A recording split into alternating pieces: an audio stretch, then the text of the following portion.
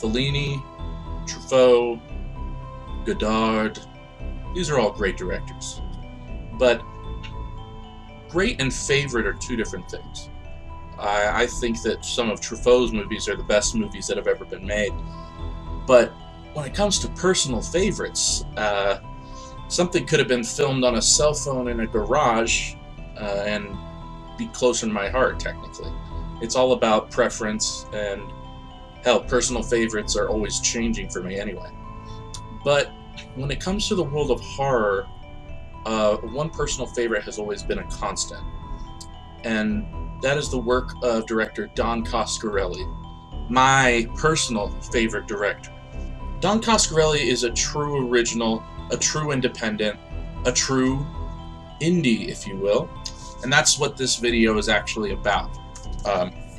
The book, True Indie, Life and Death in Filmmaking by Don Coscarelli. When I found out Don Coscarelli finally had a memoir out, I was stoked, and I'm happy to say it delivered.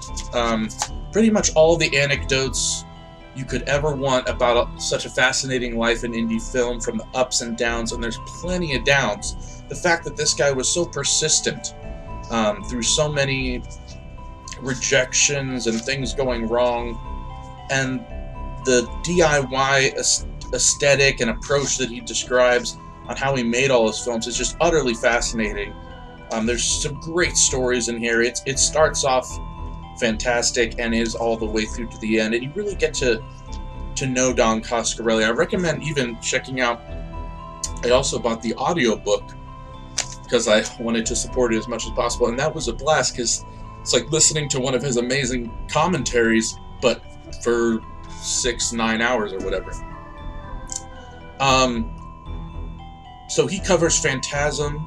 So, I mean, you have a movie that essentially isn't really a zombie movie, but you have an enigmatic old tall man who works at a mausoleum, and when people die, which is secretly by his own hand, when he metamorphosizes into a blonde woman in lavender and stabs them, he then takes their bodies, shrinks them down, and creates undead little dwarf creatures that look like Jawas.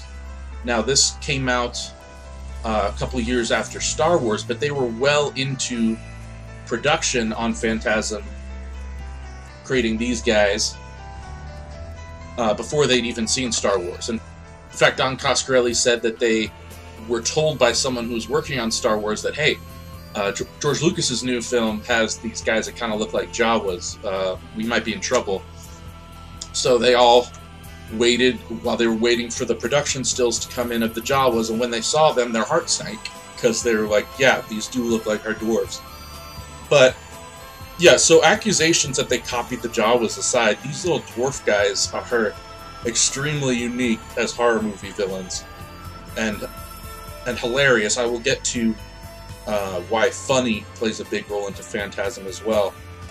But so he shrinks people's dead bodies down to these little mini dwarf creatures, and if anyone comes into the mausoleum, which is this minimalist kind of Art Deco, I don't know the right term, but it's kind of futuristic slash Greek looking, with these marble walls. It looks like something out of a Kubrick movie. And the sentinels that guard this mausoleum are small floating silver spheres with 2 blades sticking out of them.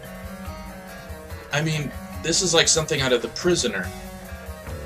It's so abstract and interesting. When the spheres get you, they'll stab their blades into your head. A little drill will come out, drill its way into your skull. A spout will open up on the outside of the sphere, and it will shoot a stream of blood and drain the brain out of your head. Now, I know earlier I said there wasn't much gore in the film. This happens once, and it's done very, very artfully. It's not over the top. Well, yes, it is over the top, but I mean, this is still a movie that you could show one of your parents or something. It's nothing too gruesome. But, and then there's these two silver poles inside the mausoleum, which are sort of like a tuning fork. And those act as a gateway to this other desert planet that looks like Arrakis from Dune. And all these little dwarf guys, spoiler by the way, if you haven't seen the movie, go see the movie first. All these little dwarf guys are essentially like slaves in this other planet, so that makes the tall man an alien, technically. This isn't your typical guy in a hockey mask killing kids at a camp. This is some bizarro stuff, and very rare in horror that sequels are good. Or maybe it's not rare that they're fun, but that they hold a candle to the original is very rare. I can think of only a few off the top of my head. Texas Chainsaw Massacre 2, I actually prefer to the original, even though I love both. And then Evil Dead 2 is fantastic. I mean, technically you could say Aliens, but that kind of made it more action. And there's lots of examples, I'm sure, but something you'll find in both those sequels is that it tends to go more comedic, and it tends to just up the ante on a horror sequel. And Coscarelli is not innocent in that regard. He did that as well. There's nothing wrong with that. Phantasm 2 is much more action-packed. There's chainsaw battles, there's guns a-blazing, there's explosions and more explosions. But Phantasm 2, despite the recasting of A. Michael Baldwin's character, which is a real shame, doesn't ruin the movie, but it's a shame just continuity-wise. That movie really surprised me, because when it was all said and done, did it touch me the same way Phantasm 1 did? Absolutely not. Are there a few weird choices in there? Yes. But, damn, it's a competently made sequel. It's solid. It's got some... They really upped the makeup and effects and gore effects. There's some silver sphere deaths in that are so great. Some great lines, some great imagery. Then you get 3. 3 is a weird movie, but not in the same way that 1 is, or 4 is. 3 is even more comedic. It's a straight-up farce, practically. We have the character of Reggie teaming up with a little kid, a black lady who kicks ass, and going on this crazy journey. It's just another... It's solid as heck, and lots of great laughs. But then you have Phantasm 4, which tries to recapture what Phantasm 1 did as far as the dream logic feeling. And it was a lot more creative control as to be ambiguous and weird and surreal. And that's what I'm all about. And let me tell you, Phantasm 4 is up there with the first one, in my opinion. Phantasm 4, as I was watching Phantasm 4, I felt vibes of Twin Peaks Season 3, which to me is possibly the best season of any TV show ever created. Speaking as a guy who, you know, Twin Peaks Season 1 was very formative for me in high school, but I kind of got over it. Twin Peaks Season 2 I never liked. And then Twin Peaks Season 3 I was cautiously giving a try and was blown away by the surreal, utterly no rules, no shit given season that is Twin Peaks Season 3. And that's what Phantasm 4 feels like. The reason Coscarelli is my favorite director is because I can't think of any other director doing something like this. You know, there are movies like Boyhood, there are movies like Boyhood, where you actually see the actor grow up during the films. Or Harry Potter. Watch the first one, then watch the last one. You'll see how Harry Potter grew up. But within the same film, have you ever had one of those dreams where it's like you're in a place you used to live, but it's different, and you're your younger self for some reason, but you're talking to an older version of a friend, and then suddenly you're your older self? That's what Phantasm 4 accomplishes, because he actually went back. The madman went back, took unused scenes that were deleted from Phantasm 1 that no one had seen, not even released on DVD releases or anything, and retroactively, not just shove them in there, he made stuff in the story of Phantasm 4 lead up to events where he could stick in these unused scenes, and it would naturally feel like that old scene you've never seen before is reacting to the plot of Phantasm 4. So you will see an actor immediately become 20 years younger but he's doing something that would make sense of what he was about to do before time traveling as an older person.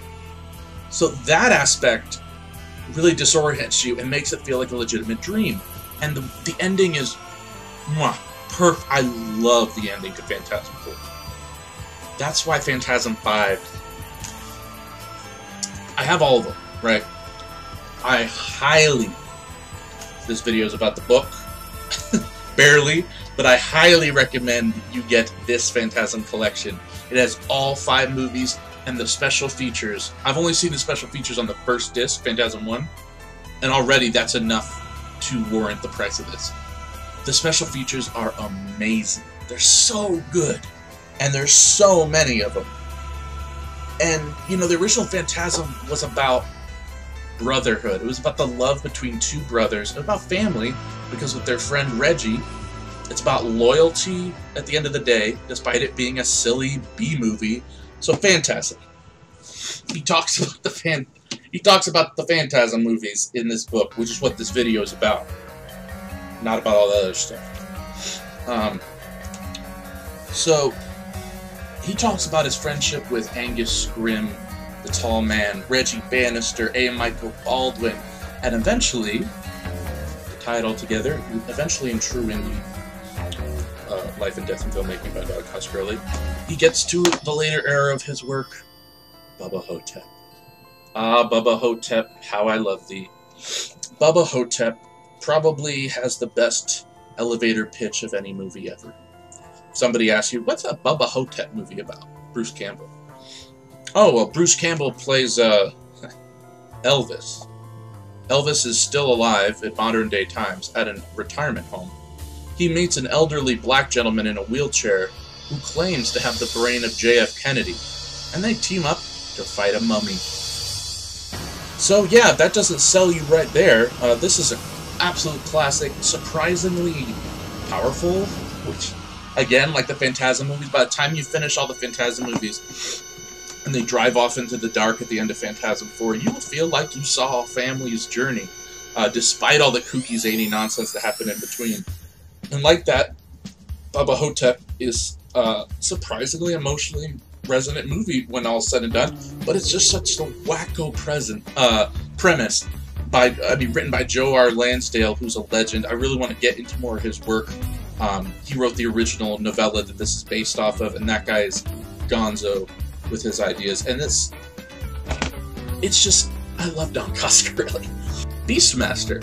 Beastmaster is a fun sword and sandals throwback movie, and people called HBO. It was played on there so much that it was someone made the joke of HBO should be called "Hey, Beastmaster's on," and I think it was also played on TBS a lot, so it was called Beastmaster Show or something.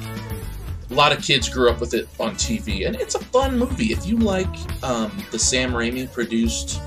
Similar in vein, how a horror director with a good sense of humor moved on to like sort of a sword and sandals-y thing, interesting parallel. Sam Raimi produced those Hercules and Xena shows. If you like those, you'll like Beastmaster. It's got Rip fucking Torn. Okay, rest in peace. Rip Torn rules in this movie. It's got a ring with an eyeball on it. It's got 2 otters or ferrets or whatever named Pin and Pan. I don't even remember what their names are. It's a fun movie. It's not his best, and what's really fun, finally to bring it back to the book this is all about, the stories of making Beastmaster are a hoot, because he didn't get along with the titular, in more ways than one, Beastmaster. But he says these stories not in a tell-all, digging up dirty laundry, you know, fuck that guy, he was an ass to me way. They're always so, even when he does talk about people who did him dirty, he always slips in, like, compliments at the same time, saying, you know, I didn't like when that guy did that to me, but, of course, he went on to a successful career with the great film blank, or the great film blank. You really get to know Don Coscarelli's character in this book, and to me, that's almost more important than learning about how he made the movies. I mean, that's what you go into the book for, but when you leave the book, you won't be as happy about the making of stuff as you will be happy that, hey, I got to know a guy, and he's a good dude. He's a good man, and he always he thanked so many people throughout the book. He never made it seem all about him. This isn't an ego trip book. This is an honest, down-to-earth telling of what it's like being an indie filmmaker. And the fact that he's my favorite director, just personal favorite, just for personal meaning to myself. I mean, I met the guy. It was a really cool moment. I mean, he was doing a screening of John Dies at the End, another movie of his, here at the Loft Theater.